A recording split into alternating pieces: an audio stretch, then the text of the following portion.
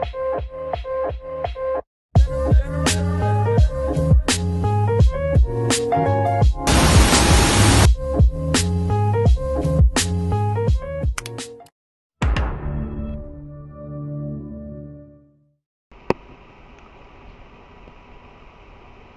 semuanya, perkenalkan nama saya Faroji Farfaldi, mahasiswa Universitas Udayana, jurusan Teknik Mesin.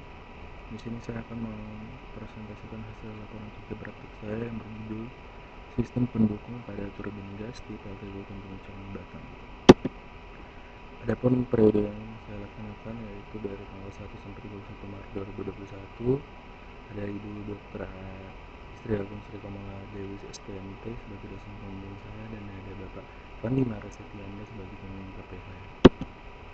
Gambaran umum perusahaan. Sejarah perusahaan yang pertama, pada awalnya Kota Batam yang mengelola tenaga listrikannya adalah Pertamina pada tahun 1971. Kemudian pemerintah membuat badan yaitu Otorita Batam pada 1976. Kemudian mereka mengambil alih dari Pertamina untuk mengelola tenaga listrikan di Batam. Dan pada tahun 1978, Ketua Otorita Batam yaitu Profesor Habibie mulai mengarahkan Kota Batam sebagai kota industri, di mana kebutuhan energi listrik pada saat itu sangat penting. Kemudian Habibie mulai membangun PLTD di Suku Pangkalan Batu Ampar yang berkapasitas sebesar 45,5 MW di daerah Suku Pangkalan Batu Ampar. Kemudian karena banyaknya investor yang datang, Otorita Batam tidak cukup tenaga untuk menangani hal tersebut. Kemudian pada tahun 1993, tanggal 1 Januari, PT PLN Persero mengambil alih pengolahan ketenaga listrikan di Kota Batam, dan kemudian membuat PT PLN Batam sebagai anak perusahaan PT PLN Persero pada tanggal 3 Oktober tahun 2000. Kemudian PT PLN Batam melakukan rebranding pada tanggal 1 Maret 2008 sebagai Bright PLN Batam. Bright PLN Batam dikenal sebagai pemasok listrik nomor 1 khususnya untuk Batam. Untuk visi dan misi perusahaan yang baik juga menjadi perkembangan perusahaan untuk dapat bekerja memberikan hasil yang baik pada konsumen di samping listrik. Lokasi dan tata letak yang saya tempati kemarin adalah di PLTU Tanjung Uncang, di Gambir Jangkatan Jembatan Batu Aji, Kota Batam, Kepulauan Riau, yang terdapat sebagai 120 MW. Visi, misi, dan tujuan perusahaan. Visi menjadi penyedia listrik berbagi dan solusi terintegrasi untuk Asia Tenggara. Misinya menyediakan tenaga listrik secara efisien dan andal serta jasa lainnya dalam bidang energi untuk meningkatkan kualitas hidup dan ekonomi masyarakat melalui pelayanan yang terbaik dan bertumpu pada sumber daya manusia. Tujuan perusahaan menyediakan tenaga listrik dan energi lainnya. Perusahaan ada amanah, komitmen, harmonis, loyal, dan adaptif, perubahan dan kolaboratif. Moto ataupun slogan dari PLN Batam yaitu Break People, Break Future. Struktur organisasi PLN Batam ini adalah terutama dari bisnis dan pengusaha, struktur operasional, struktur dan SDM. Hasil laporan kerja praktik saya.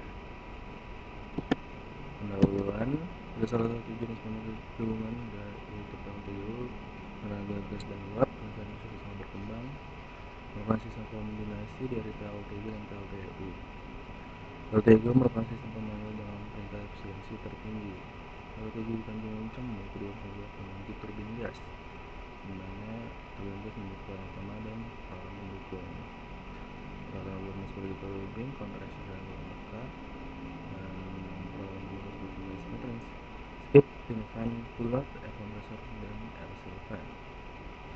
Sebelum memulai engine turbin gas, peralatan pendukung itu kita teknisi harus memastikan sistem pendukung terlebih dahulu apakah berfungsi dengan baik. Untuk itu saya penulis akan membahas sistem pendukung pada turbin gas.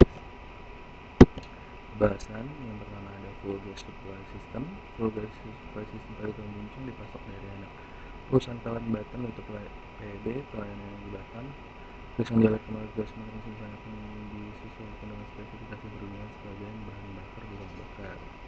Akan masuk ke skuter berapa 3 bar, kemudian diturunkan menjadi 30 bar dengan pressure control valve atau PCV. Kesenangan gas transkripsi dan itu diturunkan tekanan juga difilter di scrubber sebagai tahap awal. Selanjutnya gas juga difilter di sana sebelum masuk ruang bakar. Pengecekan terhadap mesin bakar dilakukan oleh operator untuk memastikan bahan bakar digunakan sesuai dengan spesifikasi yang dibutuhkan. Adalah flow-nya seperti yang saya tadi di sini. Pertama kali gas akan melewati safety valve, di mana valve ini berfungsi menjadi safety pertama kali ketika ada kebocoran gas, yaitu memastikan bahwa tekanannya sesuai sekitar 44,82 bar atau 47 bar. Kemudian gas akan melewati scrubber atau filter, di mana gas akan dipisahkan dari kondensat ataupun cairan dan kotoran lainnya. Kemudian akan melewati PCV untuk diturunkan tekanannya untuk ke 30 bar dan lanjut untuk langsung ke turbin gas untuk proses pembakaran. Komponen-komponen yang ada di gas supply yaitu ada selektif valve, ada gas filter, pressure control valve, gauge atau alat ukur ada seperti ada pressure gauge, dan juga ada transmitter. Yang kedua ada closed cooling system. Sistem closed cooling pada turbin gas berfungsi sebagai pendingin sistem loop oil dan generator. Media pendingin yang digunakan closed cooling adalah air, dan sistem closed cooling mendinginkan air menggunakan 6 fan. Ini adalah gambar di kiri adalah tampak display dari sistem closed cooling di ruang kontrol. Dan ini adalah siklusnya. Pertama ada dari pompa, air akan dialiri dari expansion tank, kemudian ke pompa. Di sini akan ada dibagi dua, yaitu ke heat exchanger untuk mendinginkan loop oil ataupun oli, dan yang kedua ada ke generator untuk mendinginkan udara yang berada di generator. Kemudian dari situ lanjut ke air yang sudah melalui proses permainan panas akan menuju ke fan, di mana air akan didinginkan kembali menggunakan 6 kipas. Kemudian akan kembali lagi ke pompa untuk ditingkatkan tekanannya dan proses yang berulang-ulang.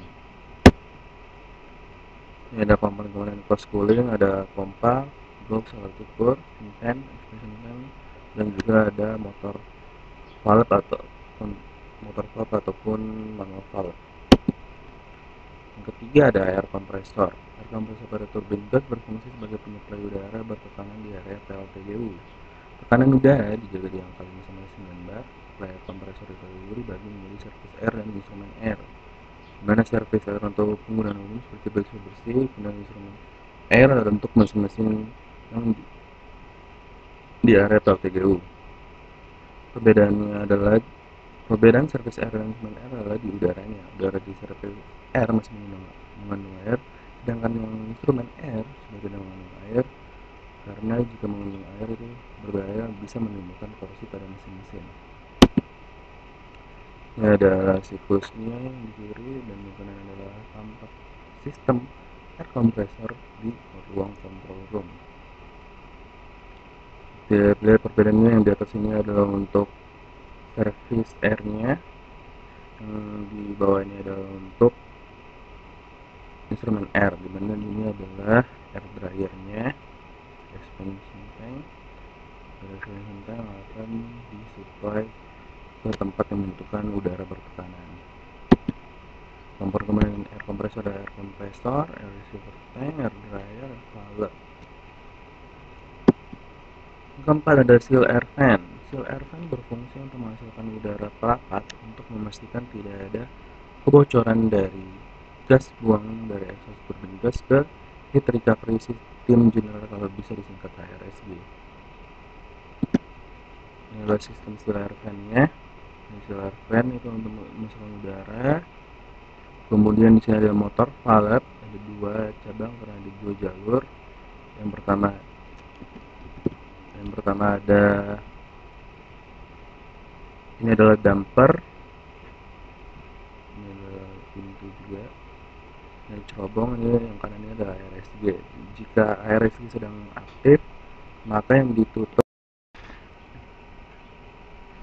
Di sini ada komponen seal air fan, dimana ada motor valve, seal air fan, dan dampernya.